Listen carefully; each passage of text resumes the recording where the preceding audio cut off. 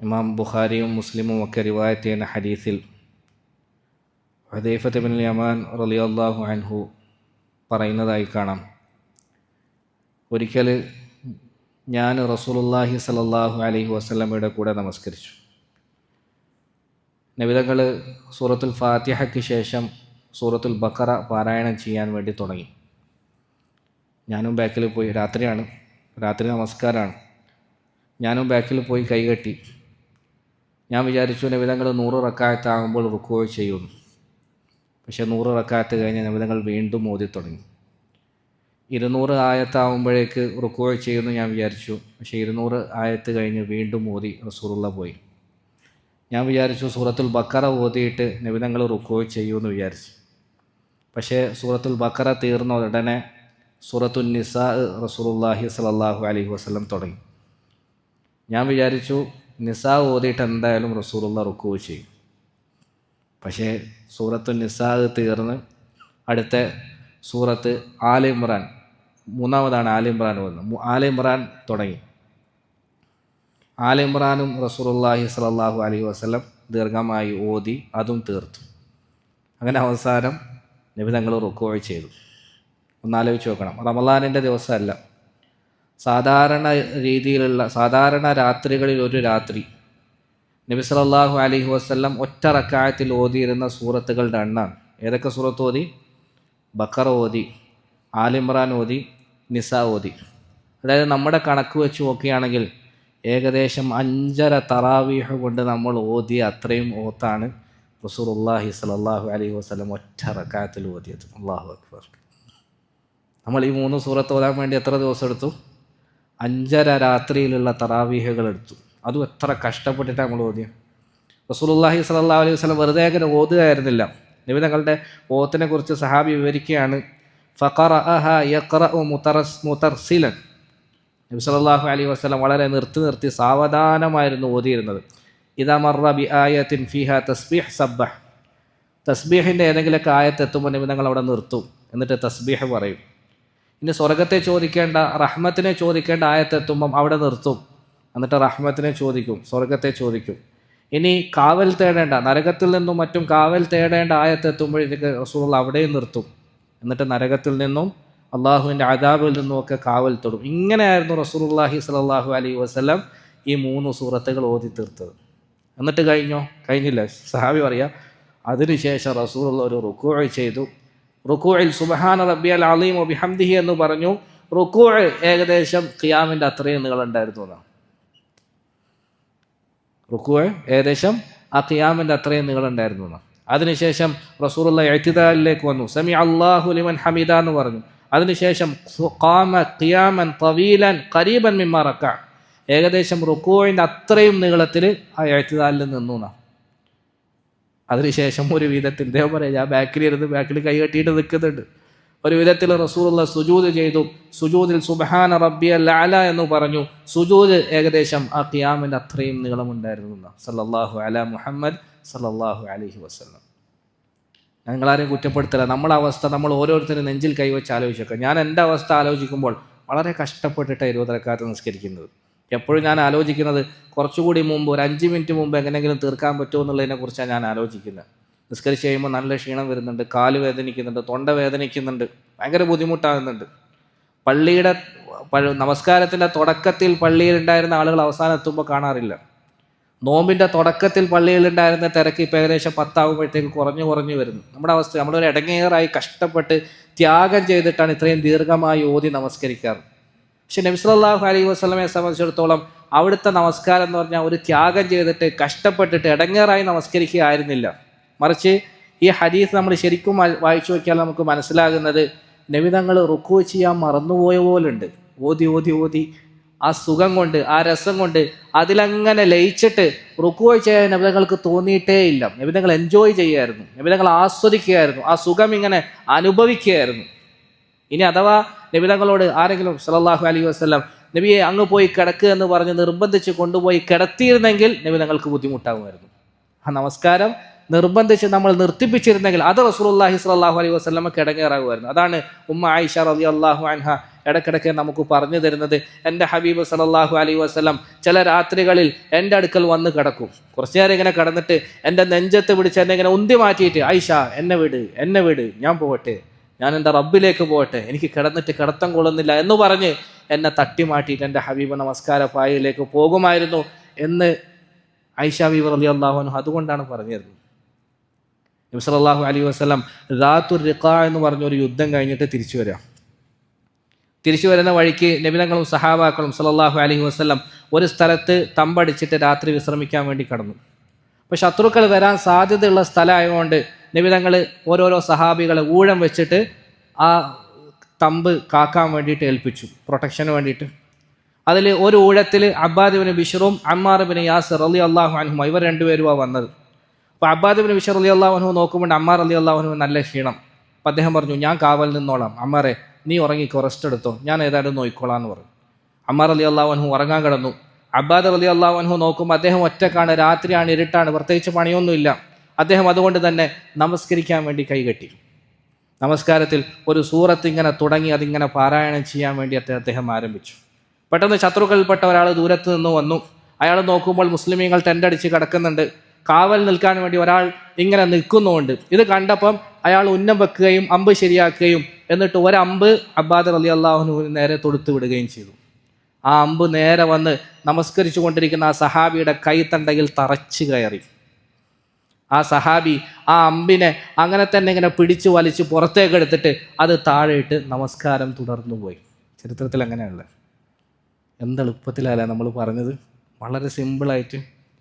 ഷെയ്ഖ് സയ്യിദ് അൽ കമലി ഹഫിളഹുല്ല ഈ സംഭവം വിവരിക്കുമ്പോൾ അദ്ദേഹം പറയുന്നുണ്ട്, അഥവാ സഹീഹായ റിവായത്തുകളോടുകൂടി ഈ സംഭവം ഉദ്ധരിച്ച് വന്നിട്ടില്ലായിരുന്നെങ്കിൽ ഞാനിത് വിശ്വസിക്കുകയേ ഇല്ലായിരുന്നു. ഒന്ന് ആലോചിച്ച് നോക്കിയേ, കയ്യിൽ പേന ഉണ്ടെങ്കിൽ ഒന്ന് അതിൻ്റെ മൂടി ഊരിയിട്ട് ഒന്ന് കുത്തി നോക്കിയ കയ്യിൽ, അപ്പം അറിയും, ഇവരറിയും. ഇത് പേനയല്ല, സാധാരണ യുദ്ധത്തിൽ ആളെ കൊല്ലാൻ വേണ്ടി ഉപയോഗിക്കുന്ന അമ്പ്, കൂർത്ത മുനയുള്ള നല്ല മൂർച്ചയുള്ള അമ്പാണ് ശരീരത്തിൽ തറച്ച് കയറുന്നത്. അത് തറച്ച് മാംസത്തെയും എല്ലിനെയും ഒക്കെ പിളർത്തി ഉള്ളിൽ കയറിയെന്ന് മാത്രമല്ല, പിന്നീട് അദ്ദേഹം അതിനിങ്ങനെ പുറത്തെടുക്കുകയാണ് വലിച്ചൂരിയിട്ട്. ആ പുറത്തെടുക്കുമ്പോൾ എത്ര നരമ്പുകൾ മുറിഞ്ഞിട്ടുണ്ടാവും, മാംസത്തിന് എത്ര മാത്രം കേടുപറ്റിയിട്ടുണ്ടാവും, എല്ലുകൾക്ക് എത്ര മാത്രം ക്ഷതമേറ്റിട്ടുണ്ടാവും. അതിങ്ങനെ പുറത്തേക്കെടുത്ത് വലിച്ചെറിയുക, രക്തം എത്ര മാത്രം ചീറ്റിയിട്ടുണ്ടാവും. വീണ്ടും അദ്ദേഹം നമസ്കാരം തുടർന്നുകൊണ്ടേയിരുന്നു. ശത്രു നോക്കുമ്പോൾ അമ്പ് ചെയ്തിട്ടും അയാൾക്ക് കുലുക്കൊന്നുമില്ല. ഇതെന്ത് പറ്റി, അമ്പ് കൊണ്ടില്ലേ? അയാൾ വീണ്ടും അടുത്ത അമ്പ് എറിഞ്ഞു. അടുത്ത അമ്പും അദ്ദേഹത്തിൻ്റെ ശരീരത്തിൽ ആഞ്ഞു തറച്ചു. അതും അദ്ദേഹം ഇങ്ങനെ കൈകൊണ്ട് പറിച്ച് ദൂരെ എറിഞ്ഞിട്ട് നമസ്കാരത്തിലായി തുടർന്നു പോയി. പക്ഷേ ശരീരത്തിൽ നിന്ന് രക്തം ഇങ്ങനെ ചീറ്റിത്തെറിക്കുന്നുണ്ട്. തനിക്ക് അപകടം സംഭവിക്കും, എന്തെങ്കിലും പറ്റുമെന്ന് തോന്നിയപ്പോൾ അദ്ദേഹം പെട്ടെന്ന് റുക്കൂ ചെയ്തു, ഇത്തിദാലിലേക്ക് വന്നു, സുജൂദ് ചെയ്തു. സുജൂദിലായപ്പോൾ കിടക്കുകയായിരുന്ന അമ്മാറിനെ ഇങ്ങനെ തട്ടി വിളിച്ചു. അമ്മാർ റളിയല്ലാഹു അൻഹു ചാടി എഴുന്നേറ്റ് നോക്കുമ്പോൾ രക്തം ഇങ്ങനെ തളം കെട്ടി നിൽക്കുന്നു, ഒരു പുഴ പോലെ. അദ്ദേഹം ബേജാറായി, എന്ത് പറ്റി? അദ്ദേഹം വേഗം തഹിയ്യാത്തിലേക്ക് വന്നു, സലാം വീട്ടി. അമ്മാർ റളിയല്ലാഹു അൻഹു ബേജാറോട് ചോദിച്ചു, സഹോദര എന്ത് പറ്റി? എന്നെ വിളിച്ചുകൂടായിരുന്നോ? എന്താണ് സംഭവിച്ചത്? അദ്ദേഹം പറഞ്ഞു, ഇല്ല സഹോദര, ഞാൻ ഫാത്തിഹയ്ക്ക് ശേഷം ഒരു സൂറത്ത് പാരായണം ചെയ്യാൻ തുടങ്ങി. ആ സൂറത്ത് പൂർത്തിയാക്കുന്നതിന് മുമ്പ് നിർത്താൻ എൻ്റെ മനസ്സ് എന്നെ അനുവദിച്ചില്ല, അതുകൊണ്ടാണ് ഞാൻ നിന്നെ വിളിക്കാത്തതെന്ന് പറഞ്ഞു. അല്ലാഹു അക്ബർ. അതിനുശേഷം അദ്ദേഹം ഒരു വാക്ക് പറഞ്ഞു, നബി സല്ലല്ലാഹു അലൈഹി വസല്ലം ഏൽപ്പിച്ച ഒരു ഉത്തരവാദിത്വത്തിന് കോട്ടം സംഭവിക്കുമെന്ന് ഞാൻ ഭയപ്പെട്ടില്ലായിരുന്നുവെങ്കിൽ മരിച്ചാലും ഞാൻ ആ സൂറത്തിൻ്റെ ഓത്ത് നിർത്തുമായിരുന്നില്ല അമ്മാറെ എന്ന സഹാബി പറയാം. അല്ലാഹു അക്ബർ. എനിക്ക് മരിച്ചാലും ഞാൻ ആ സൂറത്ത് പൂർത്തിയാക്കാൻ വേണ്ടി ശ്രമിക്കുമായിരുന്നു എന്ന് ആ സഹാബി പറയാം. അവരെ സംബന്ധിച്ചിടത്തോളം നമസ്കാരം ശരിക്കും ആസ്വദിച്ചിരുന്നു, നമസ്കാരത്തെ ശരിക്കും ഫീൽ ചെയ്ത് നമസ്കരിച്ചിരുന്നു. ഈ നമസ്കാരം അള്ളാഹു അവർക്ക് മാത്രം ആസ്വദിക്കാൻ വേണ്ടി കൊടുത്തതല്ല, അവർക്ക് മാത്രം അവരുടെ റബ്ബുമായിട്ട് ചെന്നെത്താൻ വേണ്ടി അള്ളാഹു നൽകിയതല്ല. നമ്മുടെയൊക്കെ റബ്ബ് ഒന്നാണ്, നമ്മളും ആ റബ്ബിൻ്റെ അടിമകളാണ്. നമുക്കും ഈ നമസ്കാരത്തിൽ ഇങ്ങനെ എൻജോയ്മെൻറ്റ് കിട്ടണ്ടേ, ഇങ്ങനെ ആസ്വാദനം കിട്ടണ്ടേ, ഇങ്ങനെ ഫീൽ ചെയ്യണ്ടേ? ഒരു രംഗം നിങ്ങൾ ആലോചിച്ച് നോക്കുക, പറ്റുമെങ്കിൽ കണ്ണടച്ചൊന്ന് ചിന്തിച്ച് നോക്കുക. അതായത് ഒരു ദിവസം രാവിലെ നമ്മുടെ അവസ്ഥ ആലോചിച്ച് നോക്കുക. രാവിലെ 4 മണിക്ക് നമ്മൾ നമസ്കരിക്കാൻ വേണ്ടി എഴുന്നേറ്റ് നമസ്കാരത്തിന് വേണ്ടി കൈകെട്ടുന്നു. തഹജ്ജുദ്, എല്ലാവരും ഉറങ്ങുന്ന സമയം.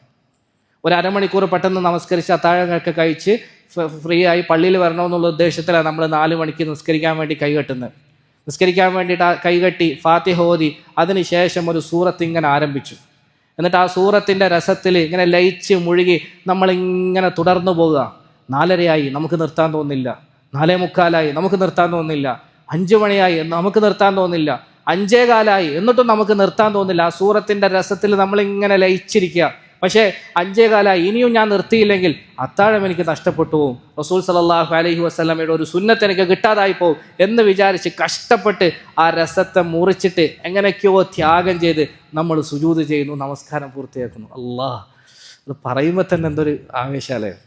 അങ്ങനെയൊക്കെയുള്ള ഒരു അനുഭവം നമുക്കും ഉണ്ടാവണ്ടേ? എത്ര വർഷമായി നമ്മൾ നമസ്കരിക്കാൻ വേണ്ടി തുടങ്ങിയിട്ട്? നമുക്കും വേണ്ടേ?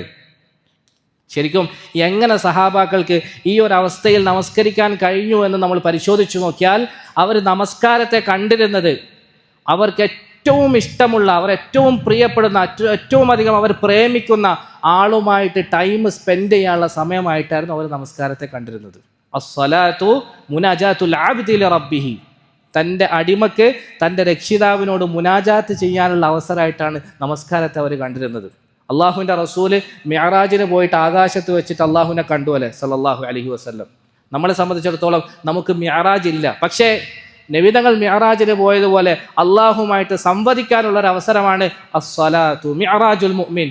നബി സല്ലല്ലാഹു അലൈഹി വസല്ലം പഠിപ്പിച്ചു, സലാത്ത്, നമസ്കാരം, അതൊരു മുഅ്മിനിൻ്റെ മിഅ്റാജാണ്. അതിനൊരു ചെറിയ ഉദാഹരണം പറയാം. സാധാരണ കല്യാണം കഴിഞ്ഞ ഉടനെയുള്ള ഭാര്യ ഭർത്താക്കന്മാരെ നിങ്ങളൊന്ന് ശ്രദ്ധിച്ചു നോക്കണം. പ്രത്യേകിച്ച് ഭർത്താവ് ഗൾഫിൽ പോയി നിൽക്കേണ്ടി വന്നാൽ അവരുടെ ഇടയിലുള്ള ആ റിലേഷൻ നിങ്ങളൊന്ന് ശരിക്കും അടുത്തിരുന്ന് വാച്ച് ചെയ്യണം. 24 മണിക്കൂറും അവർ ഫോണിലായിരിക്കും, എപ്പോഴും ഇങ്ങനെ സംസാരിച്ചു കൊണ്ടേയിരിക്കും. പ്രത്യേകിച്ച് വിഷയങ്ങളൊന്നും ഉണ്ടാവില്ല, പക്ഷെ അവർക്കിടയിൽ എന്തെങ്കിലുമൊക്കെ സംസാരിക്കാനുണ്ടാവും. അങ്ങനെ 24 മണിക്കൂർ സംസാരിച്ച് കുറച്ച് സമയം ഫോൺ വെച്ച് കഴിഞ്ഞാൽ അവർ പിന്നെ വാട്സപ്പിൽ ചാറ്റ് കൊടുക്കും. ഇത്രയും നേരം ഫോൺ സംസാരിച്ച് വെച്ചിട്ടുള്ളൂ, പക്ഷേ വെച്ച് കഴിഞ്ഞ ഉടനെ വാട്സപ്പിൽ ചാറ്റ് കൊടുക്കും. വാട്സപ്പിൽ ചാറ്റ് ചെയ്താൽ പിന്നെ അടുത്ത് ഇൻസ്റ്റാഗ്രാം എടുത്ത് അതിൽ ചാറ്റ് ചെയ്യും. പിന്നെ അത്യാവശ്യ പണിക്ക് വേണ്ടി ഫോണൊക്കെ വെച്ച് കഷ്ടപ്പെട്ട അടുക്കളയിൽ ആ പെണ്ണ് ഒരു പണി തീർക്കാൻ വേണ്ടി പോയതിൻ്റെ ഇടയിൽ പെട്ടെന്നൊരു നോട്ടിഫിക്കേഷൻ ടോണ് കേൾക്കുമ്പം അവൾ ഓടി വരും. ഭർത്താവല്ലാന്ന് ഉറപ്പാണ്, എന്നാലും അയാളാണെങ്കിലോ എന്ന് പ്രതീക്ഷിച്ച് ഫോണെടുത്ത് വെറുതെ ഇങ്ങനെ നോക്കും. അയാളല്ല എന്ന് കണ്ടാൽ അവൾക്ക് ചെറിയൊരു വിഷമാവും. എന്തുകൊണ്ടാണ് വിഷമം? സംസാരിക്കാത്തതുകൊണ്ട് അല്ല, ഇപ്പം സംസാരിച്ച് വെച്ചിട്ടുള്ളൂ, പക്ഷെ ഭർത്താവല്ല എന്നറിയുമ്പോൾ ഒരു ചെറിയ വിഷമം ഉണ്ടാവും. വാസ്തവത്തിൽ ഇങ്ങനെ ഒരു സ്നേഹബന്ധത്തിൻ്റെ പേരിൽ ഒരു ഭാര്യയ്ക്ക് ഭർത്താവിനോടൊക്കെ സംസാരിക്കാൻ മുട്ടുന്നത് പോലെ നമുക്കും നമ്മുടെ റബ്ബിനോടുള്ള സ്നേഹം മൂത്ത് നമുക്കും സംസാരിക്കാൻ വേണ്ടി നമസ്കാരത്തിലേക്ക് പോകാൻ വേണ്ടി ഒരു മുട്ടലുണ്ടാവണം ഉള്ളിൻ്റെ ഉള്ളിൽ നിന്ന്. അള്ളാഹു സുബ്ഹാനഹു വ തആല അങ്ങനെ ഒരു റിലേഷൻ നമ്മളുമായി ഉണ്ടാക്കാൻ വേണ്ടിയാണ് നമസ്കാരം നമുക്ക് തന്നത്. ഒന്ന് ആലോചിച്ച് നോക്കിയേ. ബാക്കി എല്ലാ നിയമങ്ങളും അള്ളാഹു ജിബ്രീൽ മുഖേന നബി സല്ലല്ലാഹു അലൈഹി വസല്ലമക്ക് ഇറക്കി കൊടുക്കുകയായിരുന്നു. പക്ഷെ നമസ്കാരം എവിടുന്ന അവിടുത്തെ? നബി സല്ലല്ലാഹു അലൈഹി വസല്ലമയെ ഇങ്ങോട്ട് വിളിച്ച് ആകാശത്തിൽ നിന്ന് നേരിട്ടാണ് റസൂലുള്ളാഹി സ്വല്ലല്ലാഹു അലൈഹി വസല്ലമക്ക് നമസ്കാരത്തെ അള്ളാഹു കൊടുക്കുന്നത്. അതും നമ്മുടെ ഉമ്മയേക്കാൾ 70 ഇരട്ടി നമ്മളെ സ്നേഹിക്കുന്ന അള്ളാഹു സുബ്ഹാനഹു വ തആല ആദ്യം എത്ര വക്ത് നമസ്കാരം നിർബന്ധമാക്കിയത്? 50 വക്ത്. അതായത് എൻ്റെ അടിമയോട് എനിക്ക് ഒരു ദിവസം ഒരു 50 വട്ടെങ്കിലും സംസാരിക്കണം. നേരത്തെ നമ്മൾ പറഞ്ഞില്ലേ 24 മണിക്കൂർ സംസാരിക്കാന്ന് പറഞ്ഞ പോലെ എൻ്റെ അടിമയെ എനിക്ക് അത്രക്കും ഇഷ്ടമാണ്. ഒരു ചുരുങ്ങിയത് ഒരു 50 വട്ടമെങ്കിലും എൻ്റെ അടിമയോട് എനിക്ക് സംസാരിച്ചില്ലെങ്കിൽ ഒരു സമാധാനം കിട്ടൂല എന്ന് നമ്മുടെ റബ്ബ് നമ്മളോട് പറയുന്നത് പോലെ. പക്ഷേ മൂസാ നബിയുടെ ആവശ്യപ്രകാരം റസൂൽ സല്ലല്ലാഹു അലൈഹി വസല്ലം കുറച്ച് കൊണ്ടുവന്നു. അവസാനം 5 ആയപ്പോഴേക്ക് അല്ലാഹ് എന്താ പറഞ്ഞത്? മുഹമ്മദ് സല്ലല്ലാഹു അലൈഹി വസല്ലം 5ൻ്റെ അപ്പുറം ഞാൻ കുറക്കൂല കേട്ടോ. എൻ്റെ അടിമയോട് ഒരു ദിവസം ഒരു 5 വട്ടമെങ്കിലും ഞാൻ സംസാരിച്ചിട്ടില്ലെങ്കിൽ പിന്നെ എനിക്ക് എങ്ങനെ സമാധാനം കിട്ടും എന്ന് റബ്ബ് പറയുന്നത് പോലെ നമുക്ക് ഫീൽ ചെയ്യാം. ഒരു 5 വട്ടമെങ്കിലും ഞാൻ എൻ്റെ അടിമയോട് സംസാരിക്കണ്ടേ? ഒരു 5 വട്ടമെങ്കിലും അടിമ എൻ്റെ മുന്നിൽ വന്ന് നിൽക്കണ്ടേ? അപ്പം അള്ളാഹു നമസ്കാരത്തെ നമുക്ക് നൽകിയത് ഇത്തരത്തിലുള്ള ഒരു സ്നേഹബന്ധം അവനുമായി ഊട്ടി ഉറപ്പിക്കാൻ വേണ്ടിയാണ്. ആ സ്നേഹബന്ധമാണ് നമസ്കാരത്തിലൂടെ നമുക്ക് കിട്ടും. അതുകൊണ്ടാണ് അബ്ദുല്ലാഹി ഇബ്നു സുബൈർ റളിയല്ലാഹു അൻഹുവിനെ കുറിച്ച് പറയപ്പെടുന്നത്, അദ്ദേഹം കഅബയുടെ അടുക്കൽ വന്ന് നമസ്കരിക്കാൻ വേണ്ടി കൈകെട്ടിയാൽ പിന്നെ എല്ലാം മറന്നു നിൽക്കും. കഅബയുടെ മക്കത്തെ അന്നത്തെ പക്ഷികളും പ്രാവുകളും മറ്റും കഅബയുടെ തൂണാണെന്ന് വിചാരിച്ച്, പള്ളിയുടെ തൂണാണെന്ന് വിചാരിച്ച് അദ്ദേഹത്തിൻ്റെ ദേഹത്ത് വന്നിരിക്കുമെന്ന്. കാരണം ഒരു മരത്തടി പോലെ ഇങ്ങനെ അനങ്ങാതിരിക്കുന്ന അദ്ദേഹം ഭയങ്കര വഖാറും ഗാംഭീര്യമൊക്കെ ഉള്ള മനുഷ്യനായിരുന്നു അബ്ദുല്ലാഹി ഇബ്നു സുബൈർ റളിയല്ലാഹു അൻഹു.